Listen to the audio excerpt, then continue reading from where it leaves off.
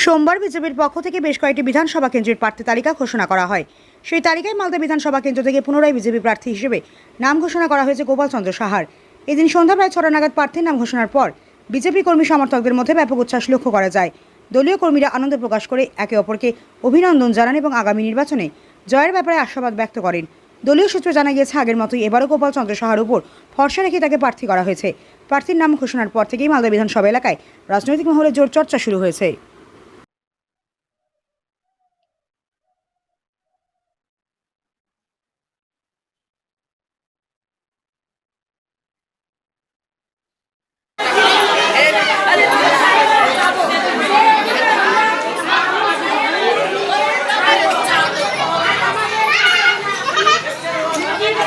আপনাকে প্রার্থী করেছে, কি বলবেন এই বিষয়ে?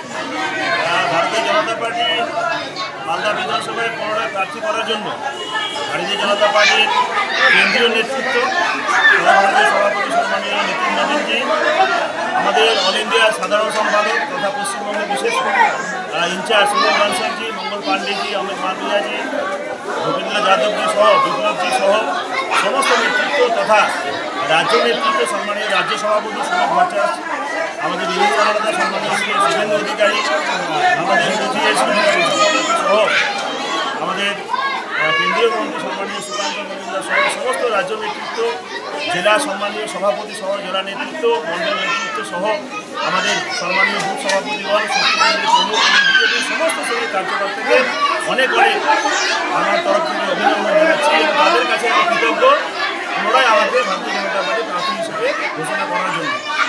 আমাদের কাছে বড় চ্যালেঞ্জ বাংলার বাঁচানো নির্বাচন, পশ্চিমবঙ্গকে সুরক্ষা নির্বাচন, এই নির্বাচন বিজেপি নির্বাচন, পরিবর্তন নির্বাচন। বাংলার মানুষ চাইছে এই যে মমতা ব্যানার্জি তৃণমূল কংগ্রেসের সরকার, দুর্নীতিবাজ, ধান্দাবাজ, ধর্ষণকারী সরকার, এই সরকারকে পরিবর্তন বাংলার মানুষ চাইছে। বাংলার মানুষ সংকল্প অলরেডি নিয়েছে, সংকল্প গ্রহণ করেছে, তৃণমূল যাচ্ছে, বিজেপি আসছে। এই নির্বাচন হচ্ছে তৃণমূলের বিসর্জন। এবারের নির্বাচন তৃণমূলের বিসর্জন, তৃণমূলের বিসর্জন হবে, বাংলায় বিজেপি সরকার প্রতিষ্ঠা হবে। মালদা বিধানসভায় বিজেপি পুনরায় জয়লাভ করবে, অনেক ভোটে জয়লাভ করবে, এটা কোনো সন্দেহ নয়। আপনারা দেখেছেন 2021-এ ওখানে মানুষ আমাকে নির্বাচিত করেছিল, প্রায় 16,000 ভিড় ছিল আমার। পরবর্তীতে লোকসভা নির্বাচন, সেখানে লোকসভাতে মালদা বিধানসভাতে ভারতীয় জনতা পার্টি 64,000-এর বেশি ভোট লিড দিয়েছে। এবারও সেই ব্যবধান আমাদের বাড়বে। ভারতীয় জনতা পার্টির সমস্ত শ্রেণীর কার্যকর্তারা সেই কাজ করবেন। আমাদের ভারতীয় জনতা পার্টির সমস্ত নেতৃত্ব কার্যকর্তারা তারা কাজ করছেন, তারা 12 মাস কাজ করে, আরও বেশি করে কাজ করবেন। এই বিধানসভায়, এই বিধানসভা হচ্ছে গেরুয়া বিধানসভা, বিজেপির বিধানসভা। এখানে আমাদের সমস্ত নেতৃত্ব কার্যকর্তারা সবসময় কাজ করে, আর এই বিধানসভা নির্বাচনে বিজেপির খুব ভালো ফল হবে। বাংলায় বিজেপি সরকার প্রতিষ্ঠা হচ্ছে, সরকার চাই বিজেপি মনে করছে মালদা বিধানসভায় প্রতিদ্বন্দ্বী বলে কিছু নাই। গত লোকসভাতে 64,000 বিজেপি লিড দিয়েছে, এটা রেকর্ড আছে। সেখানে প্রতিদ্বন্দ্বী হিসেবে কী করবে? বিধানসভা পদ্মফুলকে চেনে, বিজেপির পদ্মফুলকে চেনে, মোদিজিকে চেনে। বিজেপির পদ্মফুলকে থেকে ভোট দেয়, এবারও সেই পদ্মফুলকে তারা ভোট দেবে। সেই জন্যই আমি বলতে চাইছি যে এখানে প্রতিদ্বন্দ্বী বলতে কী বলবো বোঝাচ্ছে, এখানে তো আমি বুঝতেই পারছি কিছু আছে। কি মনে করছেন? আমাকে গত 5 বছরে বিধায়ক হিসেবে আমি নির্বাচিত হয়েছি। আমি মালদা বিধানসভার সমস্ত ভোটার যারা আমাকে বিধায়ক হিসেবে নির্বাচিত করেছেন, আমার নেতৃত্বরা যারা আছে, বুথ থেকে শুরু করে জেলা নেতৃত্ব, প্রদেশ নেতৃত্ব, প্রত্যেকের কাছে আমি কৃতজ্ঞ। কিন্তু মালদা বিধানসভায় তৃণমূল আমি কোনো কাজ করতে পারিনি, কারণ তৃণমূল কংগ্রেস এখানে কোনো কাজ করতে আমাদের দেয়নি। আমাদের কোনো প্রশাসনিক জেলার মিটিংয়ে একটা কোনো মিটিংয়ে ডাকেনি। আমি তৃণমূল কংগ্রেসকে চ্যালেঞ্জ করে বলবো তাদের নেতৃত্বকে, কেন বিধায়কও ডাকা হয়নি? অপরাধ কি? বিজেপি হিসেবে নির্বাচিত হওয়াটাই অপরাধ, বিজেপি টিকিটে নির্বাচিত হওয়াটাই অপরাধ। মানুষ ঠিক করে কে বিধায়ক হবে, কে হবে না। মানুষকে অপমান করেছে, মালদা বিধানসভার মানুষকে তৃণমূল কংগ্রেস টিএমসি অপমান করেছে, তার উত্তর এখানকার ভোটার দেবে।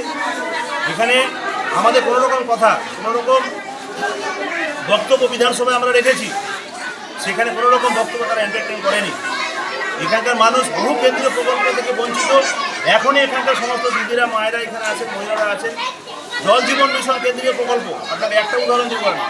জল জীবন মিশন কেন্দ্রীয় প্রকল্প, যেখানে মোদীজি বলেছেন সমস্ত বাড়িতে 3 বেলা জল যাবে, নল সে জল, নলের মাধ্যমে জল। আপনি জিজ্ঞেস করুন, এখানে নলের মাধ্যমে জল পৌঁছাই কোনো কারো একজনও বাড়িতে আপনি জিজ্ঞেস করুন, এখানে এই গ্রামের লোকদের কাছে একজনও যদি বলে দেয় যে আমার বাড়িতে জল যায় নলের মাধ্যমে, তাহলে যা বলবে সেটা আমি মেনে নিব। একজনের বাড়িতে জল পৌঁছায়নি, কেন পৌঁছায়নি? উত্তর তৃণমূল কংগ্রেসকে দিতে হবে। এই বিধানসভা ভোটে সাধারণ মানুষ রেডি আছে তৃণমূলকে উত্তর দেওয়ার জন্য, মানুষ রেডি আছে, সেই জন্য বিজেপি সরকার হবে।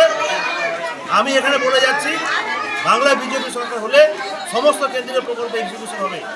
নলের মাধ্যমে জল, 3 বেলা জল মানুষ পাবে, সমস্ত পরিষেবা পাবে। স্বাস্থ্য বিমা যোজনা এখানে চালু করেনি, আয়ুষ্মান ভারত যোজনা, বিনা চিকিৎসায় রোগী মারা যাচ্ছে। বাংলা বিজেপি সরকার হচ্ছে কয়েক মাস পর, স্বাস্থ্য বিমা যোজনা প্রথম লাগু করবো আমরা 5 লক্ষ টাকা চিকিৎসা পরিষেবা মানুষের কাছে পৌঁছে দেবো। সেই জন্য আপনি কি আপনার বাড়িকে মডার্ন স্টাইলিশ বানাতে চাইছেন?